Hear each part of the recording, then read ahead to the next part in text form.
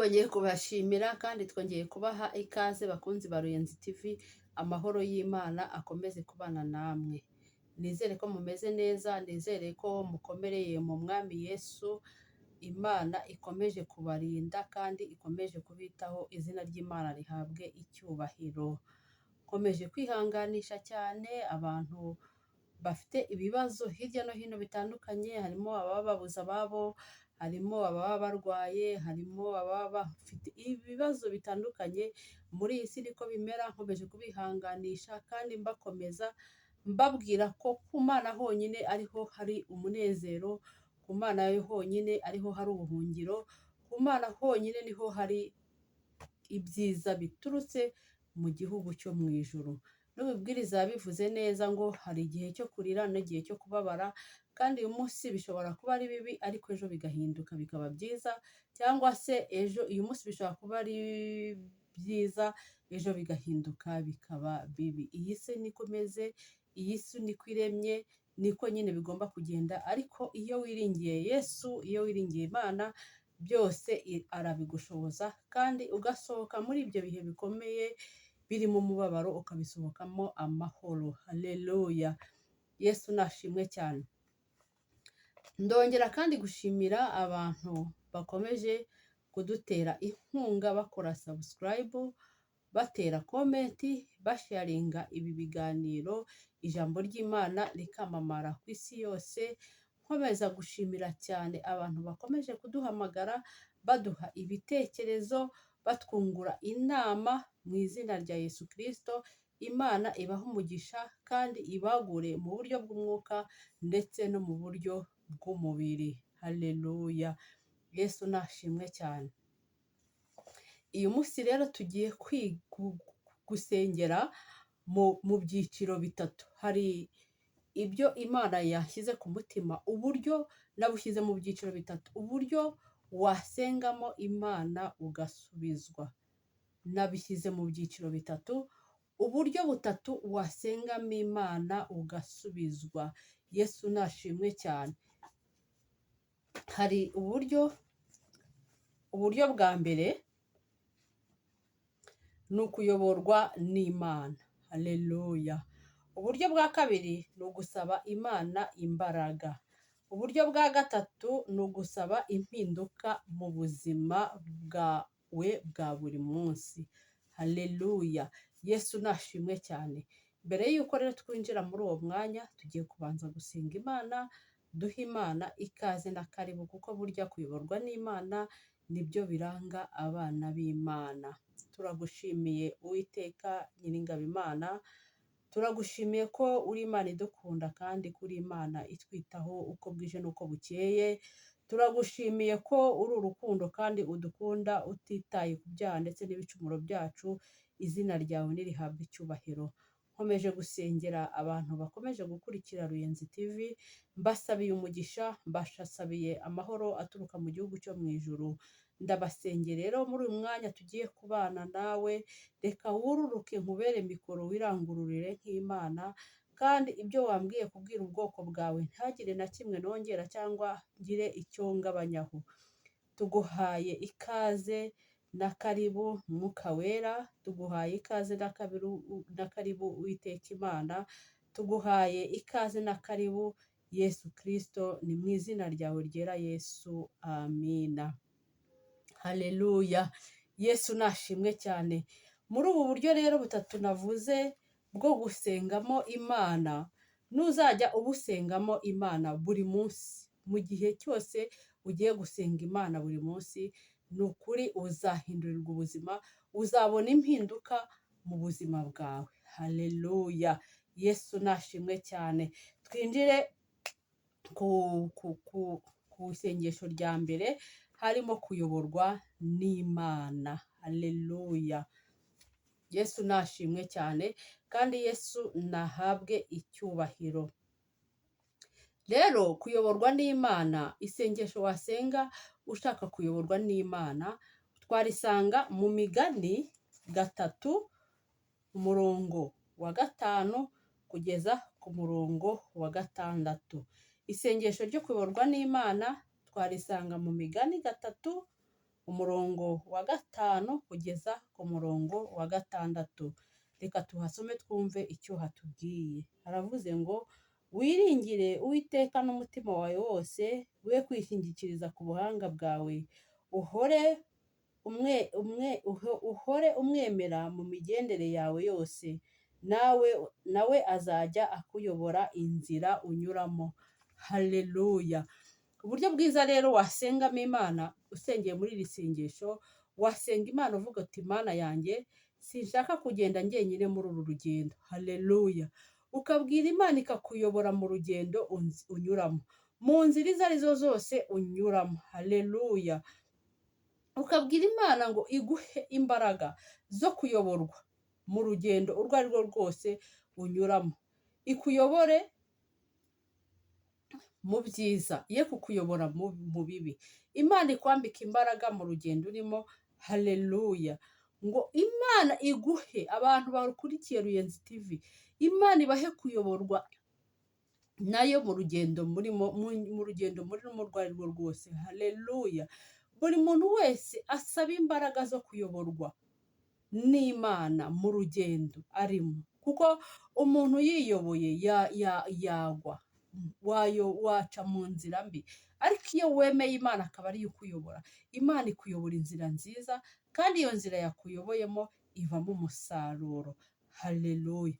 Muribuka ko twabisanze mu Migani 3, umurongo wa 5 kugeza ku murongo wa 6. Aho ngaho ni isengesho ryo kuyoborwa n'Imana. Ni icyiciro cya mbere cyo gusenga. Icyiciro cya kabiri cyo gusenga ni ugusaba Imana imbaraga. Haleluya. Gusaba Imana imbaraga. Gusaba Imana imbaraga rero turabisanga muri Yesaya umutwe wa 41 umurongo wa 10. Icyiciro cya gatatu cyo gusenga harimo gusaba Imana imbaraga. Turabisanga rero muri Yesaya umutwe wa 41 umurongo wa 10. Dusome mu izina rya Yesu Kristo. Haleluya. Umurongo wa 10 haravuze ngo ntutinye kuko ndi kumwe nawe. Haleluya. Ntukihebe kuko ndi Imana yawe. Nzajya ngukomeza, ni koko nzajya ngutabara, kandi nzajya nkuramiza ukuboko kw'iburyo, ariko gukiranuka kwanjye. Amina. Haleluya. Yesu nashimwe cyane. Hano rero gusaba imbaraga usenga uvuga gute ngo Mana ngusabye imbaraga. Iyo ngize intege nkeya ujye unsubizamo imbaraga zawe, kuko ndi mu maboko yawe Mana. Haleluya. Buri muntu wese yumve ko ari mu maboko y'Uwiteka. Ubwire Imana iguhe gutsinda ikibi cyose, iguhe gutsinda imbaraga zo gutsinda umwanzi uwo ari wo wese, aho yatera hose. Burya Satani agira inzira nyinshi. Haleluya.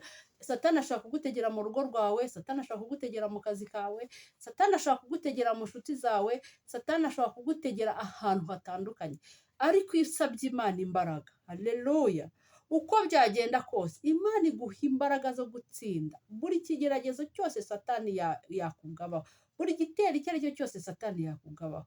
Iyo wasabye Imana imbaraga, wasenze neza, Imana iguha imbaraga, haleluya, zo gutsinda umwanzi Satani. Yesu nashimwe. Ikindi gice cya gatatu ni igice cyo gusaba impinduka. Ugasenga usaba impinduka mu buzima bwawe. Twabisanze muri Yeremiya umutwe wa 29 umurongo wa 11. Dusome mu izina rya Yesu Kristo. Aravuze ngo erega nzi ibyo nibwira nzabagirira, ni amahoro si bibi, kugira ngo mbaremere umutima w'ibyo muzabona hanyuma, niko Uwiteka avuga. Kandi muzanyambaza. Haleluya. Muzagenda munsenga, nanjye nzabumvira. Muzashaka mu mbone, nimunshakana umutima wanyu wose nzabana namwe, niko Uwiteka avuga. Hano haravuze ngo muzashaka mumbone. Hano harimo cya cyiciro cya kabiri cyo gusaba Imana imbaraga. Buriya iyo wasenganye imbaraga, erega hari ijambo ry'Imana rivuga ngo nkunda abankunda kandi abashakana umwete bazambona. Haleluya. Ni ukuvuga ngo iyo ushakanye Imana umwete urayibona. Yesu nashimwe. Haleluya, haleluya. Ngo nkunda abankunda, ngo kandi abashakana umwete bazambona. Hano duhise dusubira muri cya cyiciro cyo gusenga, muri bwa buryo bwa kabiri bwo gusenga. Haleluya. Ngo muzashaka mumbone nimunshakana umwete wanyu wose. Yesu nashimwe. Hano bihise bigenda byitura muri kwa gusenga, muri bwa buryo bwa kabiri bwo gusenga, bwo gusaba Imana imbaraga. Haleluya. Yesu nashimwe cyane. Hanyuma iryo sengesho rero urisenga uvuga ngo Mana yanjye nizeye kuri Imana y'ibitangaza. Haleluya. Ndagusabye kumpindurira ubuzima. Gusaba Imana guhindura ubuzima no gufungura amarembo y'umugisha wawe aho waba uri hose. Haleluya. Ndakwinginze Yesu, kuko imigambi yawe ari myiza kuri njyewe. Erega Imana imigambi yayo ni myiza ku bantu bayo, ni myiza kuri buri muntu wese uyubaha kandi akayumvira. Haleluya. Imigambi y'Imana ni myiza ku bantu. Ariko iyo usabye Imana impinduka, ugasenga kandi wizeye, haleluya, ugasenga n'imbaraga kandi ugasenga wizeye, nta kintu na kimwe cyatuma hataba impinduka mu buzima bwawe. Kandi warangiza ugasenga wamaze kwihana ibyaha. Erega burya gusengera hejuru y'ibyaha mwa bantu mwe, burya ni ugukora ubusa. Ariko iyo ubanje ukikiranura n'Imana yawe, ukayinginga ugahitakambira, ukayibwira uti Mana yanjye ndabizi neza ko ndi umunyabyaha. Ukabanza ukemera ko uri umunyabyaha. Warangiza ukabwiza Imana ukuri, ukayibwira uti Mana ndi umunyantege nkeya. Aha n'aha nagenze nabi. Aha n'aha ntabwo nagutungana uko bikwiriye. Aha n'aha waje kundeba urambura. Wamara gucira Imana bugufi. Haleluya, haleluya. Warangiza ukayibwira. Kuko ni Imana y'inyembabazi. Ni Imana yumva. Ni Imana itinda kurakara. Ni Imana ibabarira. Ni Imana yuzuye urukundo. Haleluya. Erega Imana iradukunda. Ni ukuri nta muntu utari umunyabyaha. Burya ntihazagira umuntu uhagarara hariya ngo yivuge ngo ntabwo ndi umunyabyaha. Buri muntu wese ni umunyabyaha. Ahubwo uko ubasha kwikiranura n'Imana yawe niho abantu batandukaniye. Nongere mbisubiremo, buri muntu wese kuri iyi si ni umunyabyaha. Ahubwo uko ubasha kwikiranura n'Imana yawe niho dutandukaniye twebwe abantu. Uko ubasha guca bugufi imbere y'Imana, uko ubasha kwambara ibigunira imbere y'Imana, ugapfukama ugasaba Imana imbabazi, niho abantu batandukaniye. Ariko muri iyi si twese turi abanyabyaha.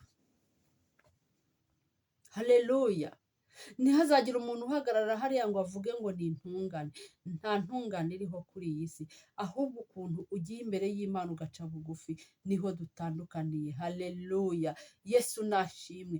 Ubwo buryo butatu rero ni mu busengamo buzabahindurira amateka. Yesu nashimwe. Hari uburyo bwa mbere twavuze ngo kuyoborwa n'Imana. Iyo wayobowe n'Imana n'ukuri ntabwo ugwa nzira. Haleluya. Uburyo bwa kabiri bwo gusenga ni ugusaba Imana imbaraga. Iyo Imana yaguhaye imbaraga, ikintu cyose Satani yakugabaho uragitsinda mu izina rya Yesu Kristo.